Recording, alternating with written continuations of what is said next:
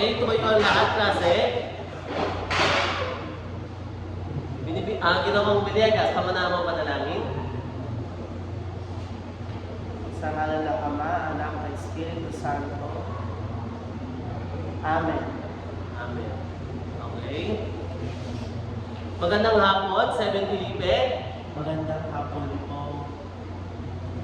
Ulit, magandang hapon, 7 Felipe. Magandang hapon, Ginoong Rico. Okay, umupo ang lahat ng tahimik. Tingnan muna natin ang ating ilalim kung merong kalat at yung mga upuan, aayos natin, okay? Ngayon, Secretary, meron ba tayong absent? Or liban yung araw? Kinakalungkot ko po, Ginoong Rico. May dalawang pong lumiban sa ating klase ngayong araw. May dalawang liban ngayong araw. Okay lang yan. Sabihan na lang natin yung mga liban na yon na huwag na sila mong lumiban ulit dahil baka mamiss nila yung mga ating pinag-aaralan at yung mga gawain na ating gagawin. Isang mapag-alang araw sa ating lahat kasi ngayong araw ay meron na naman tayong bagong kaalaman na ating matututunan. Pero bago ang lahat, narito muna ang mga alituntunin sa loob ng ating klase. Makabasa? Pumasok sa tamang oras. Pangalawa? Makinig ng mabuti. Pangatlo? Itaas ang kamay. Pangapat? Iwasan ang pambubuli. Pangalima? At panadalihing malinis ang paligid. Okay, sa tingin mo, bakit kaya mahalaga yung mga alituntunin na yan? Bakit mahalaga sundin natin siya? Ano po, para po mas maayos po yung daloy po ng ating pagtatalakay po sa aralin na ito. Okay, very good. Dahil dyan, di ba kahapon, ang pinag-aralan natin ay tungkol sa mga akdang isinulat sa panahon ng mga Kastila. Natatandaan ba kung ano yung akdang ating binasa kahapon? Patungkol po sa Noli Me Tangere. Patungkol sa Noli Me Tangere, very good. Sino nga ulit ang sumulat nito? Ang ating pambansang bayani na si Dr. Jose Very Rizal. good. Dahil dyan, meron ako ditong isang gawain na titignan natin kung nalalaman nyo pa ang ating pinag-aaralan. Pero bago ang lahat, nais ko munang ipakita sa inyo kung ano nga ba ang ating mga layunin o mga nais natin sa katuparan ngayong araw. Pakibasa nga ng malinaw sa isa. Natutukoy ang mga halagang pangyayari sa panahon ng paglikha ng akdang Ibong Adarna. Okay. Ikalawa, nalalaman ang kahalagahan ng akdang Ibong Adarna para sa ating mga Pilipino. Ikatlo, nakagagawa ng paghahambing sa pamamagitan ng graphic organizer sa akdang Ibong Adarna. Okay, maaasahan ko ba na lahat ng yan ay ating isa sa katuparan ngayong araw? Maasahan mo ba? Yes po, Okay, very good. Dahil dyan, narito ang ating gawain. Bago tayo magsimula sa ating talakayan ay basahin ang tawag Balik-isip. Balik-isip, kung saan gamit ang mga pagtulong na larawan at gabay na tanong ay ayusin natin ang mga nakarambol na salita at sasagutin natin ito. Handa na ba, klase? Yes po. Okay. Ngayon, tignan nga natin. Una, pakibasa. Siya ang may sagisag ng panulat ng Lima Salang, ang may akdang dalawang nobela na gumising sa diwa ng kapwa niya Pilipino. Okay, narito yung nakarambol na salita. Ano sagot? Jose Rizal. Okay, tignan nga natin kung tama. Okay, very good. Palakpakan. Bigyan natin siya ng tatlong bagsak.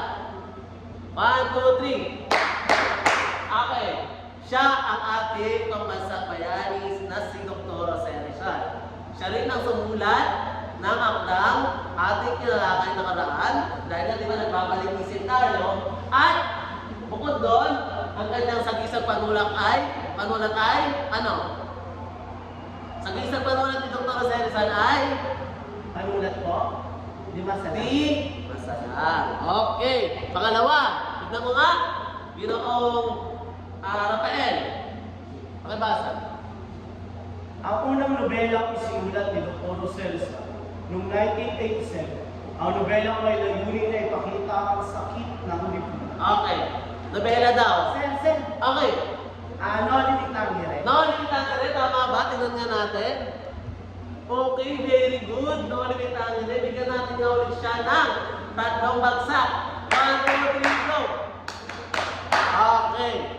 Dahil dyan, napakahusay. At pangatlo, at panghuli, pakibasa na ikaw. Sige, ikaw tahimik kayo. Sila ang pinakalaman na ikalawang nobela ni Carlos Elson na El Filibusterismo. El Filibusterismo. Sige, ano sagot? Gumbursa. Gumbursa, kinamyan natin kung tama ba? Okay, Gumbursa, very good.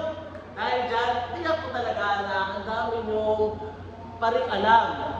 Ang dami niyo paring alam sa ating nilalakay kahapon. At talaga naman sariwa pa rin sa inyong alaala kung ano ang ating pinag-aralan kahapon. Ngunit, dahil dyan, magkakaroon na tayo ngayon ng panibagong gawain kung saan hahanapin natin ang mga sagabal na salita na tinatawag ko, hanap salita. Pakibasa mga panuto, Ginoon? Ibigay ang kasing kahulugan ng bawat salita na nasa listahan at gamitin ang mga ito sa pagbuo ng sariling pamumuso. Okay, ano naman gagawin natin? Mabilis, madali lang yan. Okay, Felipe, madali lang. So, ang gagawin lang daw natin, ibibigay lang natin yung kasing kahulugan ng isang salitang nasa listahan. Pagkatapos nun, ay magbibigay rin tayo ng, o magbubuo rin tayo ng sarili nating pangungusap. Okay ba? Naintindihan? Malinaw? Yes po, malinaw po, Ginoo. Okay, dahil dyan, narito na ang ating mga salitang nasa listahan. Ito ay may kinalaman sa ating aralin na tatalakayin ngayong araw. Okay, go. Maharlika po tao. Una, maharlika. Parang ano po yung mayaman. Kasi kahulugan. Mayaman po or parang marami. Mayaman, ano pa? Parang nakakataas po sa lipunan. Okay, merong ano na ito, bughaw. Bughaw, pag sinasabi natin maharlika. Pero gamitin mo nga siya sa pangungusap. Ginoo, sige nga. Ang Koreedong Ibong Adana ay nakasentro sa pakikipagsapalaran ng 3 maharlikang prinsipe ng kaharian. Okay, ang husay. Pangalawa. Tignan ko nga, Ginoo. Pangalawa, lokal. Parang katutubo. Katutubo? Parang- tagadun set. Taga doon siya mismo, di ba? Pag sinabi natin lokal, doon siya mismo ang nakatira. Ngunit ano nga ba ang kasing kahulugan pag sinabi natin katutubo? Or lokal? Gumamit ang mga manunulat ng lokal na wika upang mas madali itong maunawaan ko. Maunawaan. At tanggapin ng mga karaniwang Pilipino. Yung mga taga doon talaga, no, mas malalaman nila yun dahil sila mismo, or wika nila mismo yun. Pangatlo po, pangatlo, ano kaya? Pangatlo, Pagpapalaganap. Or ano kasi kahulugan niya? Pagpapakalat po ng Nagpapakalat. Okay, very good. Gamitin mo sa pangusap. Ano po? Malaki ang naging papel ng mga manunulat sa pagpapalaganap ng ibong Adana sa iba't ibang panig ng bansa. Okay, pangusap. Pangapat? Pakikibaka or pakikilakbay. Okay. At ano naman yung gamitin mo siya sa pangusap? Ang ibong Adana ay isang koredong puno ng pakikipagsapalaran. Okay, last but not the least. Ano po? Ligaya o saya. Ligaya o saya. Pag sinabi natin aliw, ligaya daw o saya. Gamitin mo nga sa pangusap ang salitang aliw. Bukod sa pagtuturo ng relihiyon, ang mga koredo ay mabilis na lumalagat dahil sa natitipong aliw at kagandahan ng mga tula sa mga mababansa. Okay. Dahil dyan, tiyak kong alam nyo na yung mga salitang ating papag-aralan ngayong sa akda na ito. Kung saan, may kita natin yung mga salitang yan. At tiyak ko na pamilyar kayo mismo sa mga salitang ito. Dahil sa mga naibigay nyo, yung mga kasing kahulugan, ano pa, naibigay nyo, nakapagbigay rin kayo ng mga pangungusap. Very good. Dahil dyan, bigyan natin ang lahat ng 3 bagsak. Okay. Ngayon naman, meron ako dito ipapakita ng larawan bago tayo tumungo sa ating pinaka-aralin ngayong araw. Meron akong ipapakita ng larawan kung saan susuriin natin siya. Kaya nga, di ba, suri, larawan. Suriin natin ang mga sumusunod na larawan at sasagutin nyo ang mga tanong na sumusunod. Okay? Unang larawan. Ano nakikita natin dyan? Ano po sir, yan po ang una, parang Ano? po, magbinisa po na Magbinisa. mga ating Kastila. Okay, asan na yung pare? Pakituro mo nga. Sige, lapit ka. Ito po, ano po. Ito yung pare. Tama ba? Yung pare. Or, nasa naman dyan yung mga, sino pa? Bukod sa pare. Ano ba Ano nakita po, mo? mga katutubong Pilipino po yung parang dumadalo po sa isang Sa isa? panawagan po. Panawagan. O ano tinatawag dyan? Magpapalaganap po ng Christianism. Pagpapalagaran ng Kristyanismo. Pag nagpapalagaran ng Kristyanismo, anong ginagawa nila? Sa simbahan, di ba nagsisimba ka? Anong Ano po? ginagawa sa simbahan? Nagbibigay po ng aral, Nagbibigay ng aral. or Ano pa? ng katisismo. Ano tawag doon? Katisismo po. Ano tawag doon sa ano? Ginagawa sa ano? Simbahan? Ng pare? Binisa. Nagbibisa, very good. Alam mga naman natin yung klase nyo. Okay, bukod dyan, nakikita rin natin, sino to sila? Sila, ano po mga soldier. Mga soldier, mga sundalong Kastila. Kastila. Sila yung mga, mga Mananako. mananakop sa ating bansa. Anong napapansin nyo? Ginamit din ba nila, bukod sa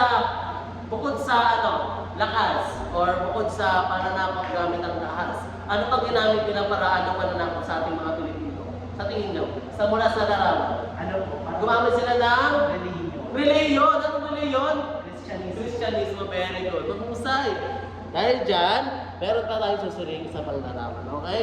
Bukod sa reliyon at Kristyanismo, dahil nga di ba, yung Kristyanismo ay isa sa mga dahilan kung bakit nasakop ng tuluyan ng ating bansa, nakapagbukas ito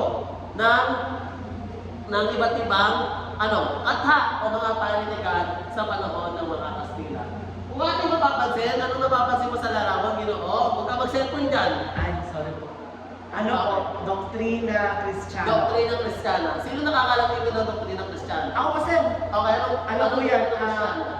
Mga aral po tungkol po sa salita ng Diyos. Mga aral tungkol sa salita ng Diyos. Bukod pa doon. Simbahan po, mga gawain po. Okay, at ano pa?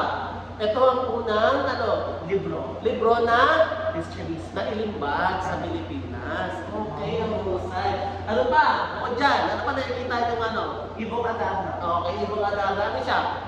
Libro po. Okay, libro. So, ano makapansin yung pinagkapareha nila? Ano po, yung Doktrina Kristiyana po, patungkol po siya sa religion. At yung Ibong Adana po ay patungkol sa Malikaing. ano po, kaisipan po Kaisipan. kaya ang mga kwento po na sumasabuhay po sa atin. Very good ka. Ang galing mo. Dahil dyan, plus one. Plus one sa ang husay ng kaklase niya. Very good. So, dahil dyan, anong mapapansin natin sa kanila? Ano pinagkaparehas nila? Parehas silang, Libro po, libro or titikan. paninikan. Very good. Parehas silang paninikan kung saan pinapakita nila yung religion, yung kung paano tayo sinakop ng mga Kastila sa pamamagitan ng pagpapalaganap ng mga paninikan sa panahon ng mga Kastila o pananakop nila.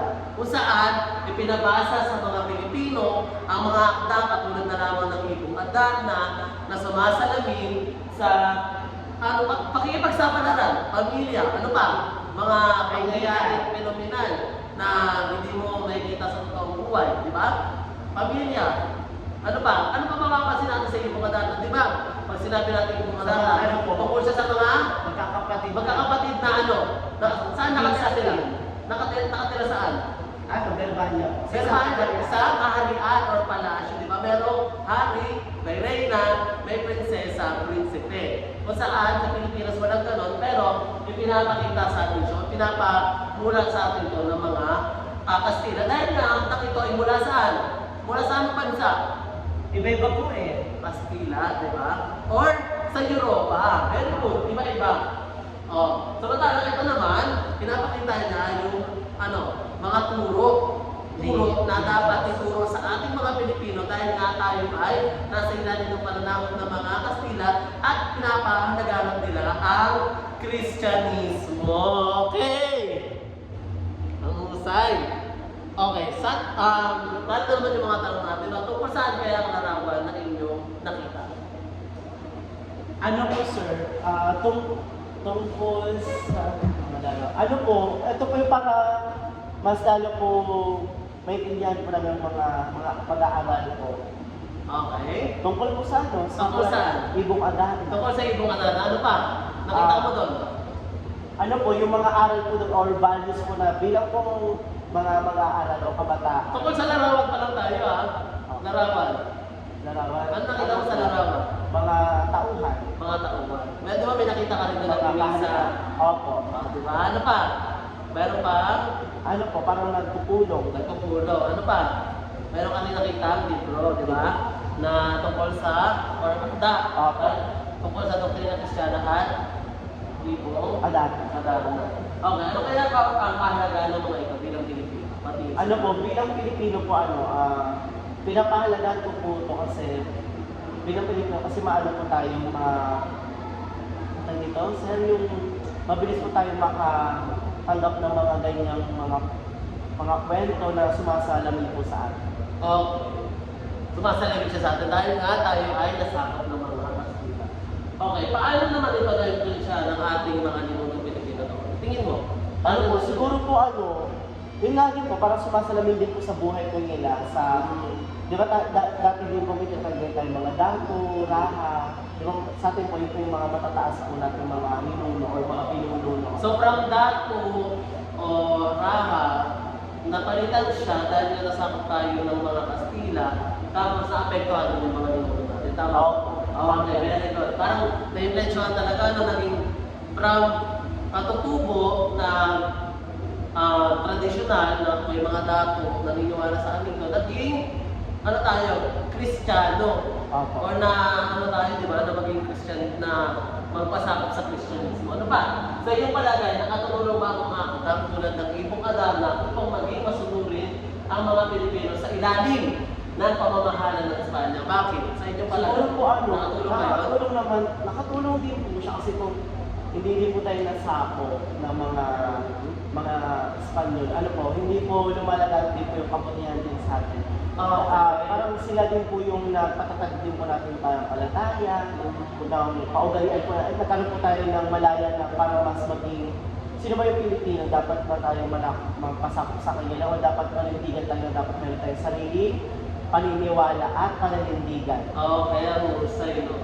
Diba, nakatulong talaga yung mga akdang ito, katulad na ng ibong adana, doktrina Kristiyana, kasi nga, doon nahubog yung ating paniniwala, pananampalataya. Kaya naman, napasailalim tayo ng pamamahala ng Espanya. Okay, dahil dyan, meron ako sa inyong papanoorin isang video tungkol sa kasaysayan ng ibong adana. Dahil ang ating pag-aaralan ngayong araw na to ay ang tungkol sa kaligiran or pangkasaysayan ng ibong adana. O, bago tayo magsimula, meron muna tayong gawain kung saan ito ay tinatawag ng diwatala. Magkano kayo? Magbukas kayo ng inyong mga notebook. Okay? Labas ang notebook. Labas, bilis. Okay. Okay, nakalabas na. Panoorin natin yung video at mula dito ay gagawa kayo ng referring salaysay na naglalaman ng hindi bababa sa 5 pag-uusap na magpapaliwanag ng mga mensahe at kaisipan nakapaloob sa video ito. Kung saan ang ating papanoorin video ay tungkol saan? Kaligirang pangkasaysayan ng ibong adana. Handa na, klase? Handa na manood? Okay. Handa na ba? Wait lang ayusin lang natin. Okay. Makinig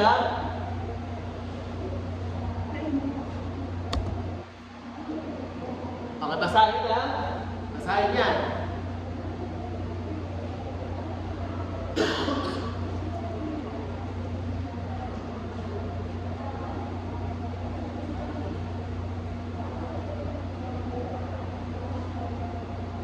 Basahin natin ng mabuti kung ano ang mga sinasalaysay dyan. Ngayon, isusulat nyo kung ano ang inyong nakita o nabasa. Okay?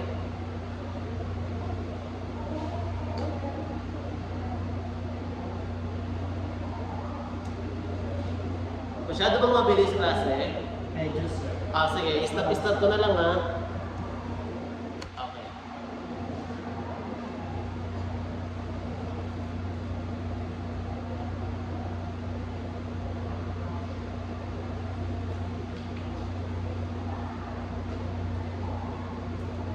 Boy, may magdadalan dyan.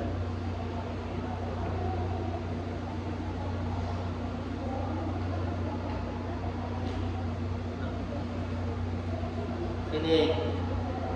Basta. Magsulat na ha. Magsulat. Talaan niyo yung mga importante.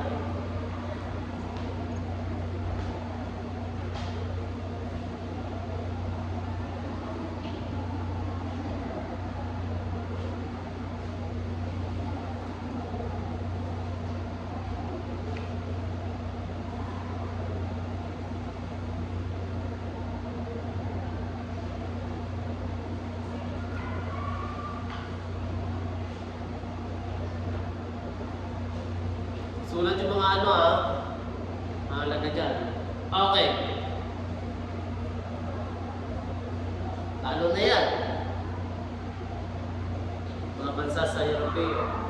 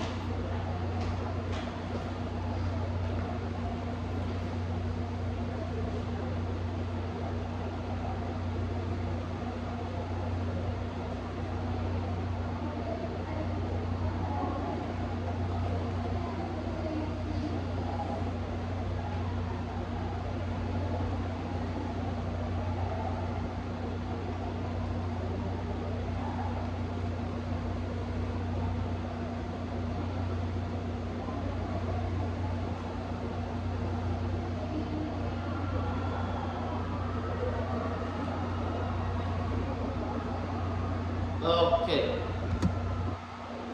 Okay, bago tayo magpatuloy, tiyak kong inyong pinakinggan mabuti ang pinanood nating video. Okay. Narito naman yung mga pagprosesong tanong mula sa video ating pinanood. Una, sige nga, parinig ka nga no boses nung nasa likod o sa taba. Okay, number 1. Tungkol saan ang pinanood na video? Ano, sir? Tungkol po sa kalibirang kasaysayan mo ng Ibong Adana. Okay, mahusay. Pangalawa, sa iyong palagay, makatutulong ba ang akdang tulad ng Ibong Adana upang maging masunurin ng mga Pilipino? Para sa akin po, oo, sir. Okay. Nakakatulong naman po. Bakit? Ano po, yun nga, dahil tayo ay sinakot po ng mga Espanyol, tayo po ay naging masunurin po sa kanila. Ano po, ang inuutos o ibinibigay nila sa ating rules or batas. Okay.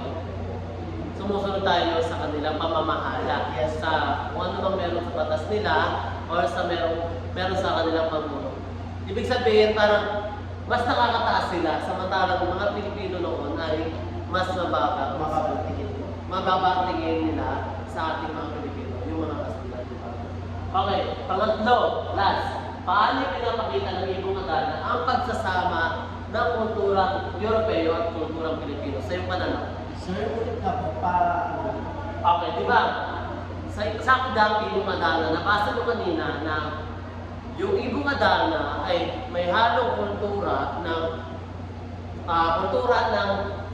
Europeo or bansa sa mga Europe, sa bansa sa Europe. At may pagka Pilipino naman ito. Kung saan mapapansin natin, di ba, na may halong itong kultura ng mga Pilipino. Paano siya pinapakita ng aklat? sa pagtulong Europa. Yan. Europa? Europa.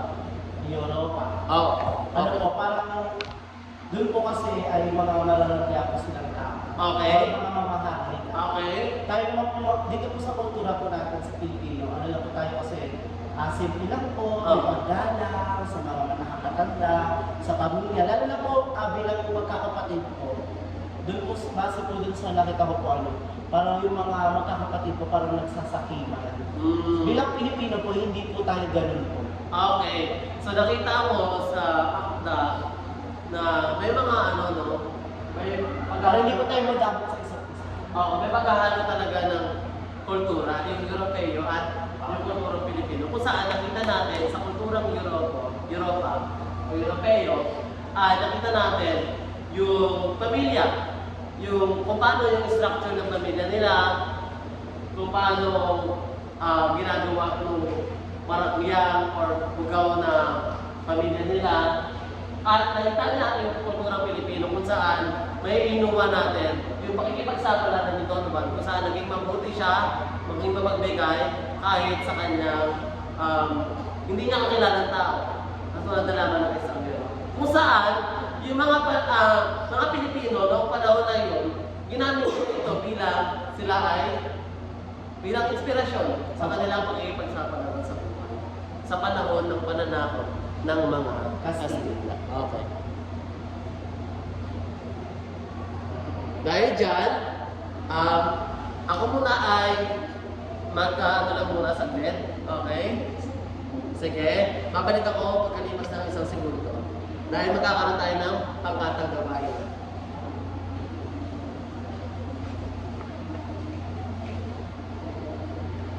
Ayan, magandang hapon, Felipe.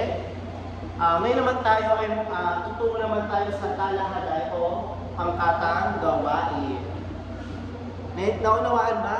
Opo. Okay. Pakibasa nga po, Ginoo. Okay, thank you po. Pangkatang gawain, talahanay, suri. Sa pamamagitan ng talahanay, magdidikit ng mga larawan o bubuin kung sa tingin nyo ay siguro sa inyong makita sa kasaysayan ng akda at bigyan ito ng paliwanag. Okay, mahusay. Ang pangkat 1 tsaka 3, ito ang gagawin. Kaya, ayan. Ganyan yung halimbawa. Larawan, kung ano yung mga nakita nyo dun sa akda na binasa natin sa kaligiran. At sasabihin nyo mamaya kung ano yun, tapos sabihin na paliwanag. Ayun yung example natin. Kaya, kahit ang pangkat yan, ang gagawin ng pangkat 1, tsaka 3. Okay, malinaw ito naman yung sa pangalawang pangkat. Pakibasa nga ulit. Sa pamamagitan ng Venn diagram na isulat ang mga kulturang meron sa Europa at sa Pilipinas na labi ng pagkakaiba at pagkakapareho nito at ipalawagan. Ayan naman ang gawain ng pangkat 2 tsaka 4. Okay. Malinaw malinaw sa mga pangkat. Pwede discovery po tawag. Opo, ganyan ang gagawin.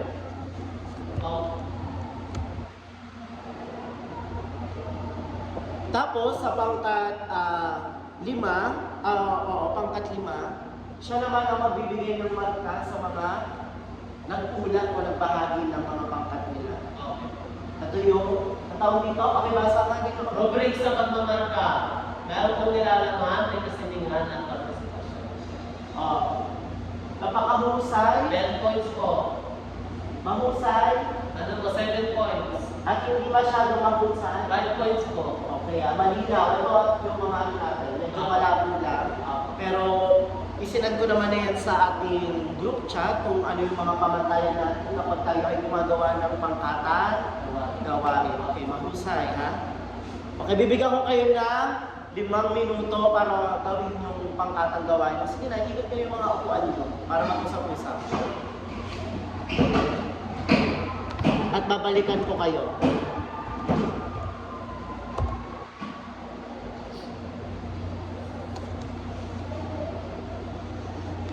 Ayan, klase. Ang unang mag-uulat ang pangkat 1, tsaka 3.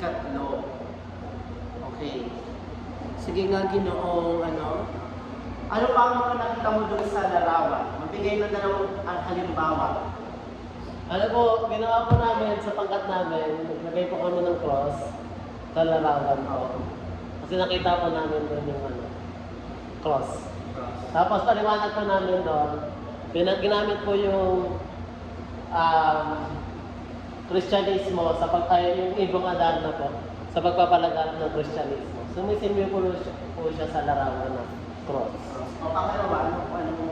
Pangalawa po, ginano po namin is gumamit po kami ng ibon. Ibon. Bakit ibon? Ibon po na nasa hawla. Okay. Bakit nasa hawla? Anong Ibon po, as paliwanag po namin doon kasi nakita po namin doon sa kaligarang kasaysayan ng ibang Adarna na ginamit po siya para makulong po. Yung ibon po, sumisimbolo po siya sa Pilipinas. Tapos yung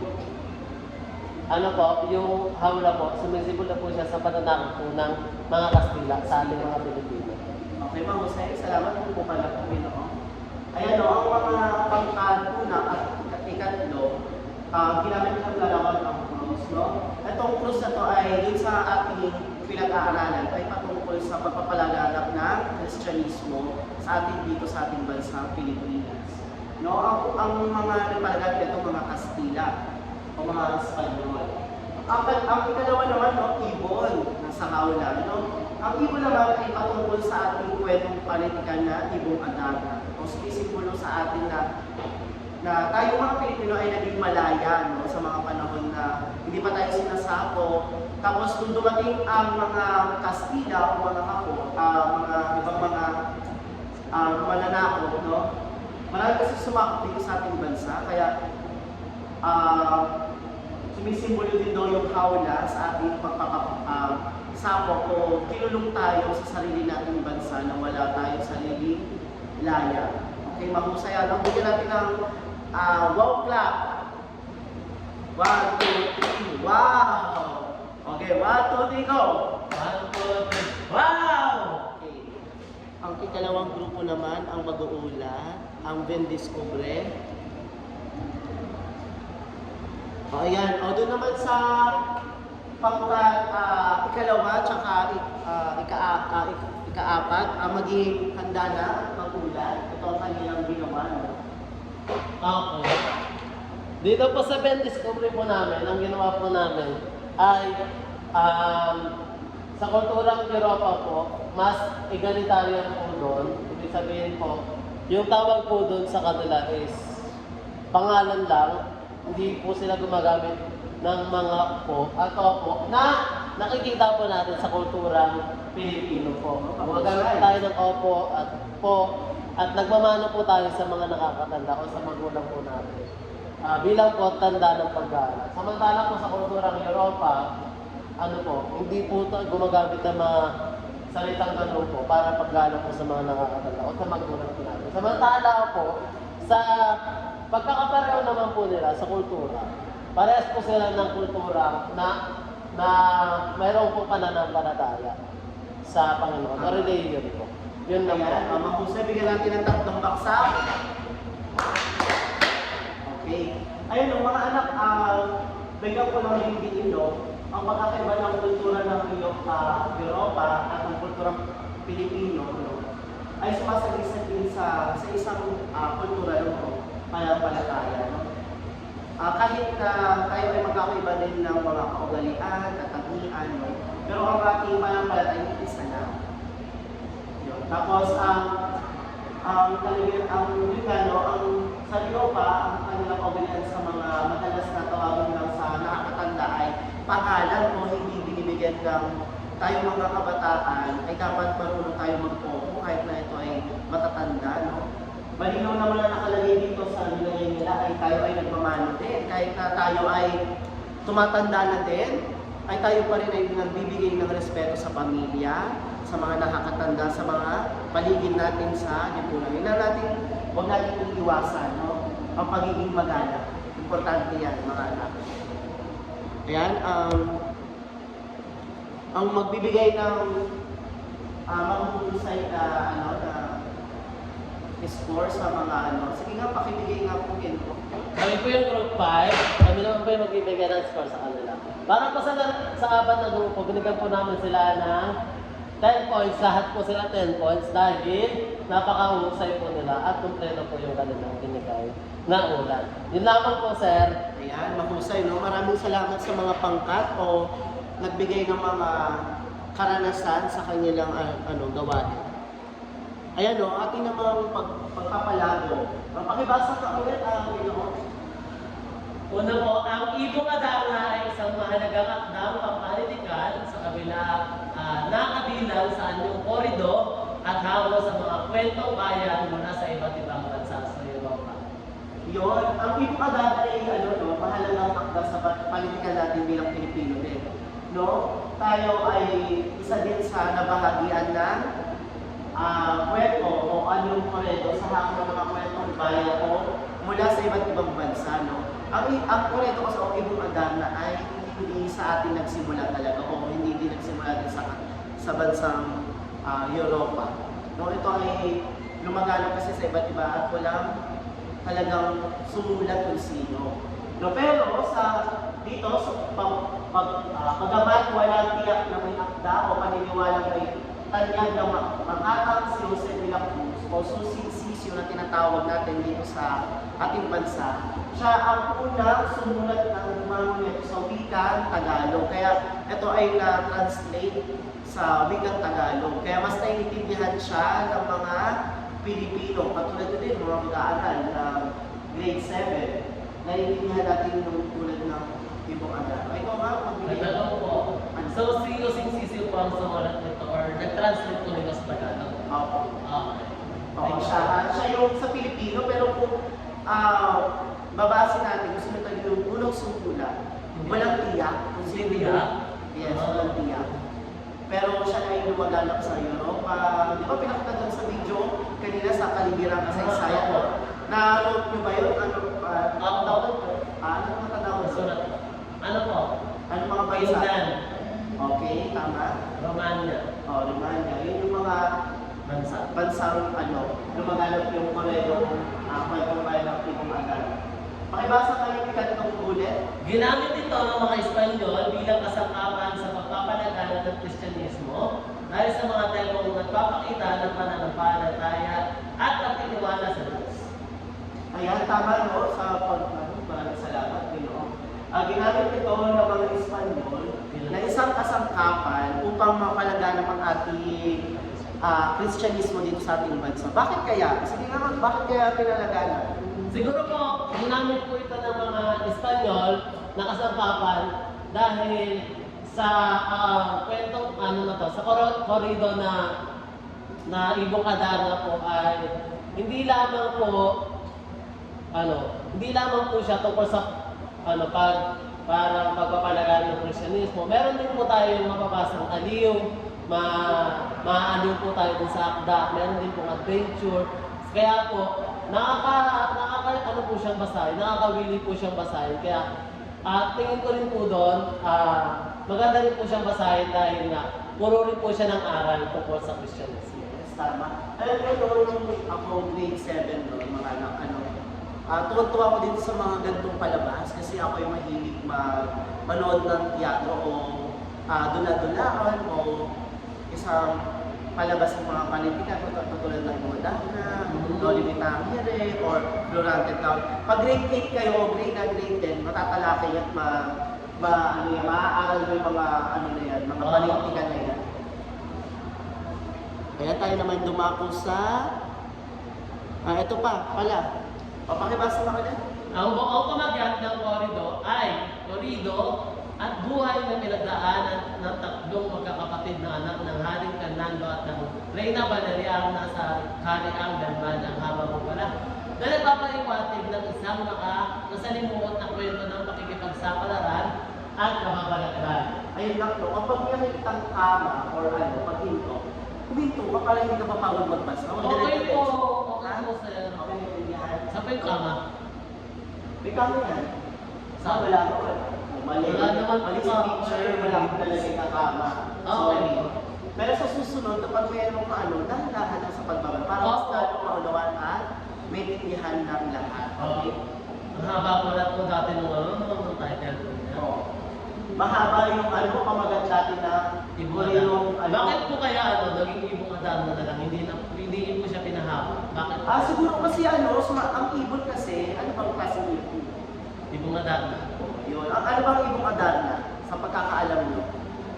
Ano po siya? Maiwagang ibon. Yun. Kaya pinipila lang yung kanyang titulo siguro.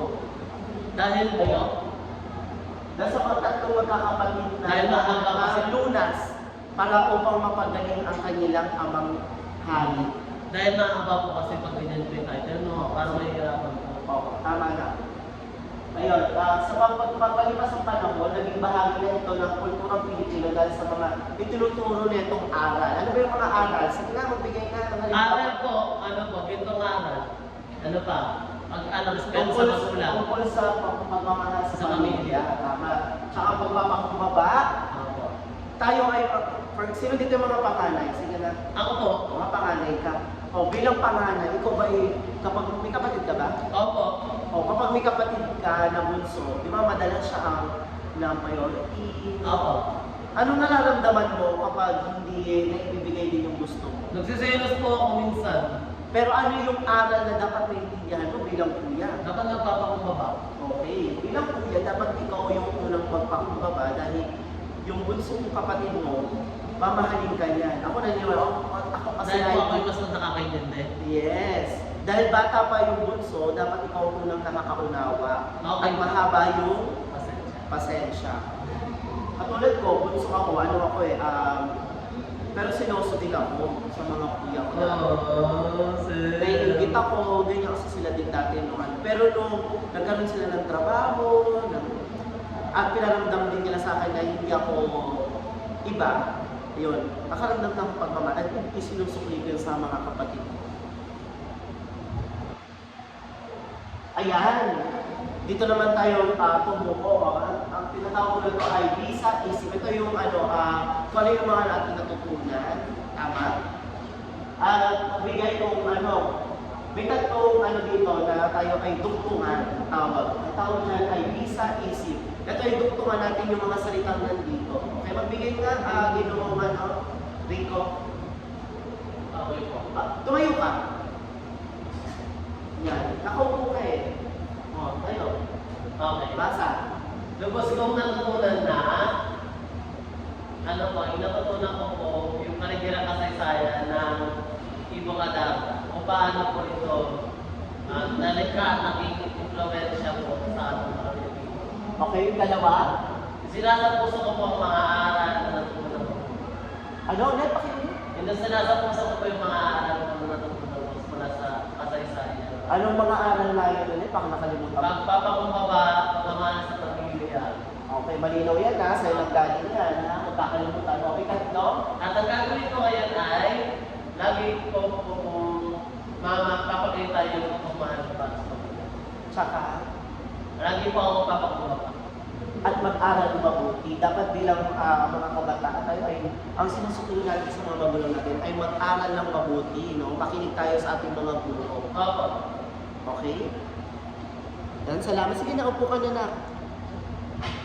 Ayan, tayo naman ay dumako sa maikling pagsasabi upang sagutan natin. No, ilabas ang 1/4, maglagay ng pangalan, ng date. No, mahalaga sa akin kasi ang date. Kaya huwag natin kakalimutan, lalo ng pangalan. At isulat ko ang titik ng tamang sagot. No? O, pakibasa na, para mas mabilis tayo. Sinatad na ang nakata na kanina yung wala lumakot kasi muna ang kadala sa may katagalan. O, A, Jose de la Cruz, o Jose Sisiu. B, Francisco Balancas. Alam ko ma'am, ano po sir? Ano? A. A, very good. Tama? Tama ba? Mamaya natin i-check ka. Sulat mo dyan yan, huwag ka maingay. Wala. Sinabi ko na isagot eh. Madaldal ka kasi. Malasagot ka eh.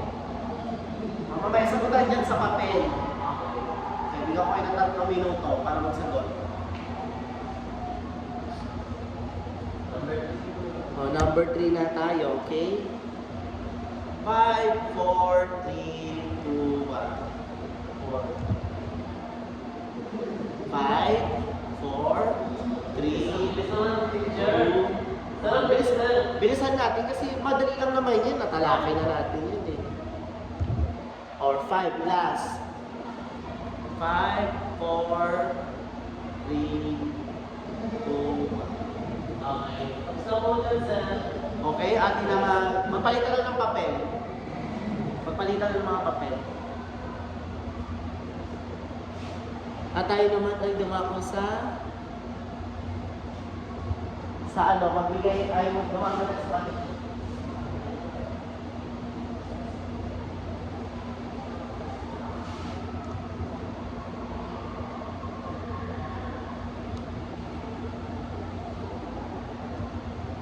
Yan.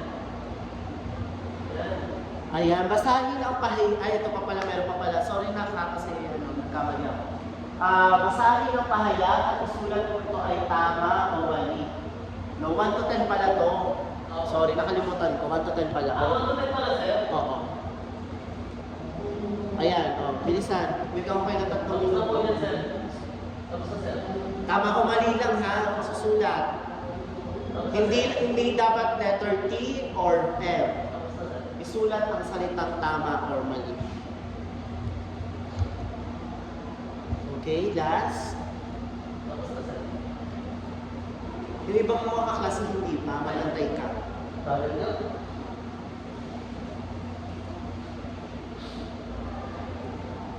Okay, magpalitan na. Okay. Okay. Ating itatama ang mga sagot at tignan nyo na lang dito sa ating projector. Ayan, ang 1 to 5, yung letter, ang mga letra, 6 to 10, ang tama at mali. Pwede na ako, teacher. Sino dito, pagkantay ka, tatanong dito. Sino dito ang nakatama lahat? Mother! Very good, Ginoong Rigo. Bigyan nga natin sila ng 3 palakpak, mga nakatama ng 10. Okay. Sino naman dito ang 9? Okay, may 4. Sino dito ang naka-8? May 2. Sino dito ang naka-5? Wala nga. Very good. Lahat nasa matataas ang grado. Yan, sa ating pagtatapos ng ating klase, no?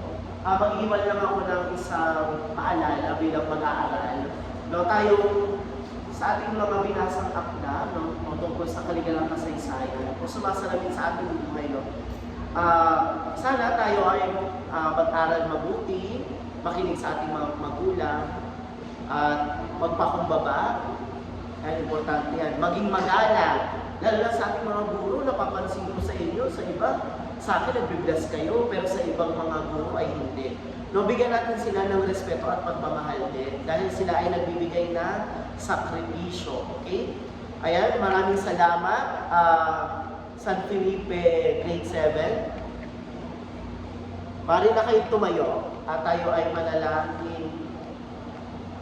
Ginoong Rico, mamunuan na patatapos ng ating klase. Ginoong Rico, mamaya na yan. Magdadasal muna tayo. Sa ngalan ng Ama ng Anak ng Espiritu Santo. Maraming salamat po, Panginoon. At maraming po kami natulungan ngayong araw. Nawa po ay kami po ay inyong protektahan. Araw-araw pati na rin po kami mga pamilya. Pati na rin po ang aming bansa at ang buong mundo. Panginoon, sa iyo po namin si nasa sa puso lahat at kayo na pong bahala sa akin. Maraming po salamat. Ayan, salamat muli, San Felipe, grade 7. Hanggang sa muli ha.